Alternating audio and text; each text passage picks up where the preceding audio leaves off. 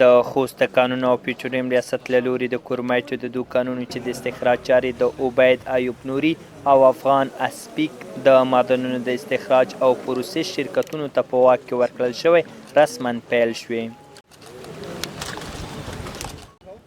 دا کانونه د خوست ګربز ولسوالۍ په زنشورا سیمه کې شتون لري.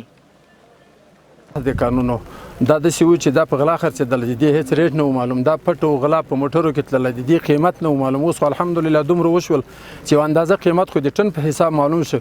هلته د خروار په شان هم نه و معلوم، ټن خو پرېږده چې هېڅ شی نه و معلوم. تقریبا په مستقیم غیر مستقیم ډول به انشاءالله په دواړو معدنو کې تر 100 نه پورته د کار زمینه انشاءالله د ځایي خلکو ته مساعده شي. الحمدلله خوست ولایت معادن بیخي زیات لري، خو البته اساسي سروې نه ده شوي او د دې نه ماسوا مثلا سورب او جست او میسو د دې نه ماسوا نور معادن هم شتون لري الحمدلله. د خوست د کانونو پیټرولیم ریاست مسؤلین وایي په یادو قانون کې به د سیمې په لسګونو کسانو ته د کار زمینه برابره او د بیکارۍ ګراف به تر ډیره راکم شي. اخوا د اړونده شرکتونو مسؤلین وایي د استخراج چارې به په فاني ډول ترسره کیږي.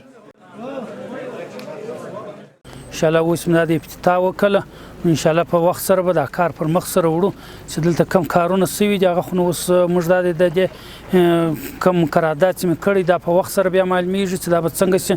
او نور دا د ولس خلک د علاقې خلک ډېر ښه خلک د موږ سره ډېرې ښې ګزارې کړي دي. موږ کورونه ورته وایي 2500 کوره دي، دغه کې 1502 کسون به کوره دي، بیچارې دي، بیلیار دي، هېڅ 4 لیار نه لري، هېڅ کور نشته چې دی وکړو. ځایي چارواکي که څه هم د ځینو دلایلو په اساس د یادو قانونو د ارزښت په اړه ارقام وړاندې نه کړل، خو وایي اړونده استخراجي چارې به یې په فاني او مسلکي ډول ترسره کیږي. په خوست کې دې ته ورته نور قانونه هم افتتاح شوي. د کارپوهانو په وینا که چیرته قانونه په فاني ډول استخراج شي نو په افغانستان کې به شته غربت له منځه لاړ شي. شمس الحق الهام، د افغانستان ملي تلویزیون، خوست ګربز ولسوالي.